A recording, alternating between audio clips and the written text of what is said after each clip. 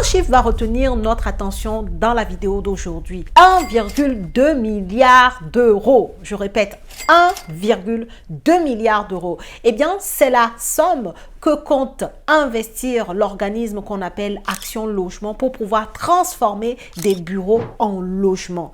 Est-ce que tu vois l'opportunité là? Si tu ne vois pas, reste jusqu'à la fin de cette vidéo. Je vais te réexpliquer quelques 2-3 petits trucs. Tu vas voir que derrière chaque chiffre, derrière chaque actualité, parfois pour nous investisseurs, eh bien, il y a des opportunités.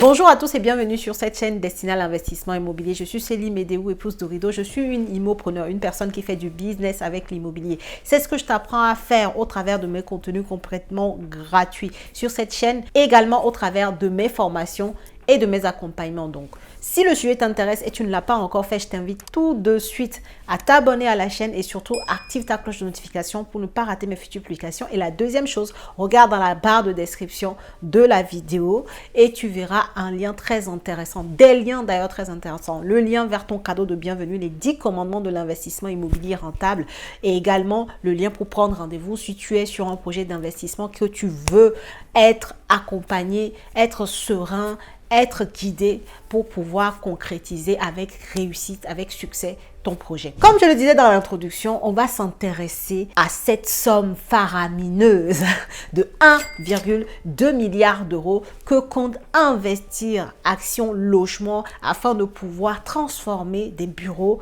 en habitation. Déjà, avant de te parler de pourquoi est-ce que c'est une opportunité, pourquoi est-ce que c'est quelque chose que tu dois suivre de très près, je vais te rappeler quelques informations. Il n'y a pas si longtemps que ça, je te faisais un peu le point sur l'actualité, les faits, et je te disais que, en fait, à horizon 2050, l'État prévoit la non-artificialisation des sols. Est-ce que tu te rappelles de ça? Dis-moi en commentaire si tu te rappelles. Si tu suis bien mes vidéos, tu vas te rendre compte que ça fait à peine un mois et demi que je parlais de ce sujet-là, justement en termes de faits, de faits d'actualité qui bouleversent en fait, qui montrent aussi d'autres opportunités qui vont arriver pour nous investisseurs immobiliers. Et j'ai l'impression qu'on y est déjà. D'accord? Parce que pour que Action Logement parle de mettre 1,2 milliard d'euros pour pouvoir réhabiliter les bureaux en habitation, c'est qu'il y a une réelle demande, d'accord? Je te donnerai d'ailleurs plus tard les villes qui vont être intéressantes pour ce genre de transformation puisqu'ils en ont clairement parlé. Ça va être sur des zones très tendues et je te donnerai, c'est bientôt Noël, je te donnerai les villes dont il s'agit. Donc déjà pour te faire l'histoire, à horizon 2050, donc l'État veut instaurer la non-artificialisation des sols. Ça veut dire que les zones déjà urbanisées, donc comme Paris par exemple, ou voilà, les zones qui sont déjà urbanisées, l'objectif pour l'État c'est d'arrêter de produire des permis de construire sur des nouveaux sols en fait qui sont aujourd'hui pas construits en fait, tout simplement. En gros, demain, si tu veux construire à nouveau, si tu as un terrain vierge, bah en fait, tu n'auras pas de permis de construire. Sauf si, par exemple, sur le terrain, c'est peut-être une maison avec un grand terrain déjà construit et à ce moment-là, oui, tu peux avoir ton permis pour déjà déconstruire, casser la maison existante et construire une nouvelle habitation à la place, tu vois. Donc, on va plutôt être dans cette case-là où demain, à horizon 2050, c'est pas si loin que ça, hein. C'est pour ça qu'il y a beaucoup de choses qui se mettent en place dès maintenant et que tu dois être vraiment, ouvrir tes ondes là pour ne pas rater les opportunités. L'idée, c'est ça, en fait. Arrêter de produire, arrêter d'urbaniser des nouveaux sols, arrêter d'étendre les zones urbaines pour justement des questions de climat en fait. On revient toujours à la base, la loi climat. Donc, on a pas mal de choses à faire sur la rénovation et également sur la non-artificialisation des sols. Donc, c'est un objectif de l'État et on va dire que la machine est déjà en route. Donc, ça, c'est un premier fait. D'accord? Pour t'expliquer pourquoi est-ce que finalement Action Logement met en place cet investissement-là. Le deuxième fait, c'est que depuis Covid, depuis cette pandémie-là, en fait, il y a beaucoup de personnes qui se retrouvent en télétravail. Les gens sont moins dans les bureaux. Il y a des bureaux aujourd'hui qui sont vides, que ce soit dans les grandes villes, que ce soit dans des petites villes. Il y a des bureaux, c'est un fait, dans certains secteurs d'activité qui ne nécessitent pas de présence au bureau dans un groupe donné. Et ben, les gens sont de plus en plus chez eux. Il y a des gens qui sont aujourd'hui en télétravail 3 jours sur 4, 3 jours sur 5, pardon, ou 4 jours sur 5. Il y en a même qui sont en télétravail 5 jours sur 5. Ce qui fait que effectivement, en fait, il y a des bureaux, il y a des bâtiments entiers aujourd'hui qui sont vides. Des bâtiments entiers de bureaux qui sont vides. Donc, comme dans les zones tendues, tu sais très bien déjà que qui dit zone tendue, ça veut dire qu'il y a une demande forte et croissante de surplus de logements par rapport à la densification en termes de nombre d'habitants dans ces zones-là. C'est pour ça qu'on les appelle des zones tendues. Donc, arrêtez d'artificialiser des sols en zone tendue.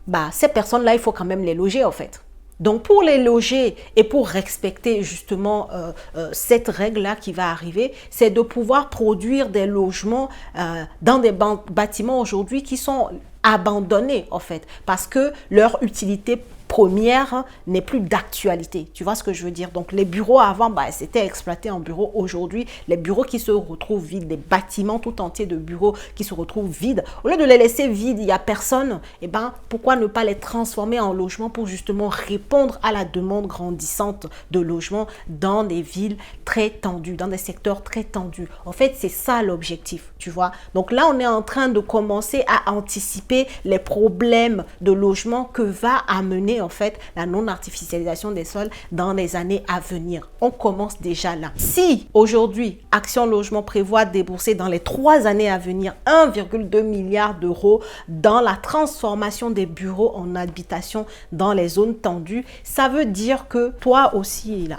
si tu as un investisseur immobilier, tu peux t'intéresser à ce type de stratégie. Et là, je vais te donner les villes parce que ici, pour Action Logement, il s'agit d'aller faire ce genre de stratégie dans des villes très tendues. Dans les villes très tendues, il y a l'Île-de-France. C'est pas une ville, mais en tout cas, tu comprends l'idée, c'est Paris et sa banlieue, en fait. Tu as également Lyon, qui est considérée comme une zone très tendue dans laquelle Action Logement prévoit investir pour la transformation des bureaux en habitation, en logement. Et tu as également la Côte d'Azur, qui est également un secteur considéré comme très tendu. Voilà, Île-de-France, Lyon et sa banlieue, et également la Côte d'Azur. Voilà les 3 secteurs aujourd'hui qui rentrent dans cette stratégie de Action Logement. Donc, toi, en tant que bon investisseur, qu'est-ce que tu ferais? Dis-moi en commentaire ce que toi, tu ferais avec ces informations-là.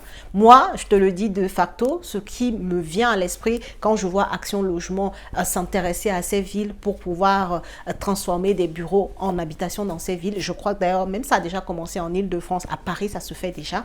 Et ça veut dire que moi aussi, je peux m'intéresser à ces mêmes villes-là, en fait. Il faut savoir que dans Action Logement, tu as l'Agence nationale de l'habitat également, qui te propose des, on va dire, des prêts immobiliers à taux bas, des prêts immobiliers liés à la rénovation aujourd'hui, d'accord? Tu peux avoir ces genres de prêts-là. Et si tu es dans le cadre de ce genre de travaux, tu peux également profiter des prêts à taux bas que propose l'ANA. Est-ce que tu vois le truc? Tu peux toi, mais bien entendu, quand tu es financé, quand tes travaux sont financés par des crédits ANA, ça veut dire que tu vas, in fine, une fois les travaux finis, avoir une convention ANA, pouvoir proposer des logements à un certain profil de personnes avec un certain montant de loyer, en fait, à ne pas dépasser. Tu peux, voilà.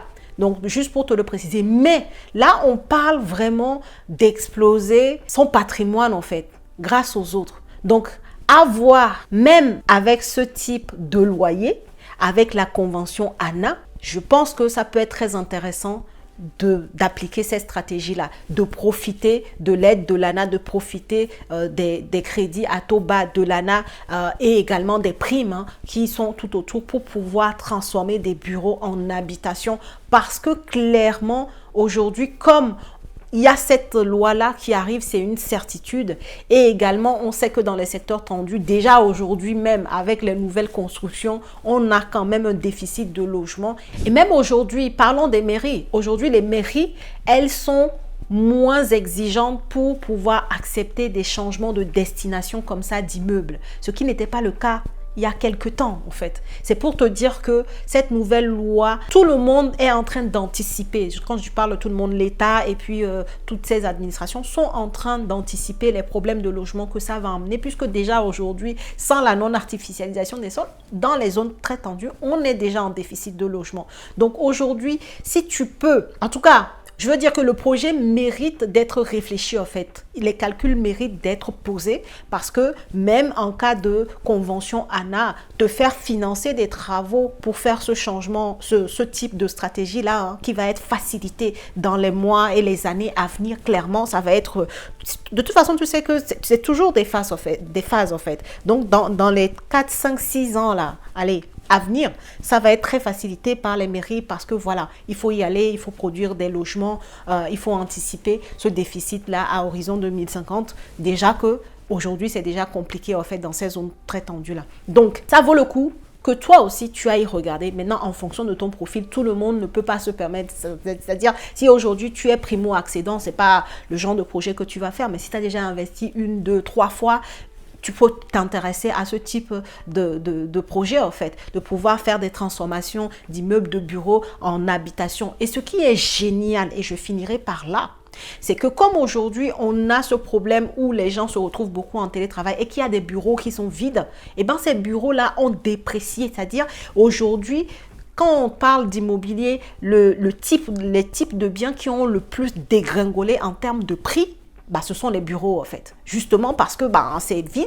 sa valeur baisse en fait, systématiquement. Donc, ça va te permettre d'acheter moins cher beaucoup de surface pour finalement créer des logements dont tu peux te faire financer une bonne partie grâce au prêt ANA et également aux primes en fait ANA.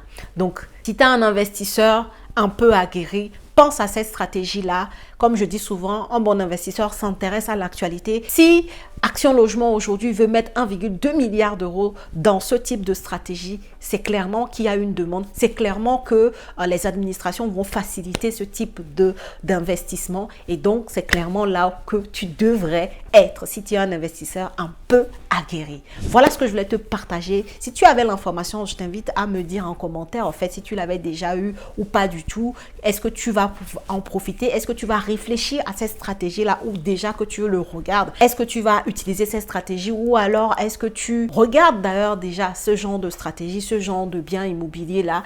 Eh ben, n'hésite pas à me partager en commentaire. Ça sera un plaisir de te lire. Et sinon, autrement, partage la vidéo. Et moi, je te dis à la prochaine vidéo.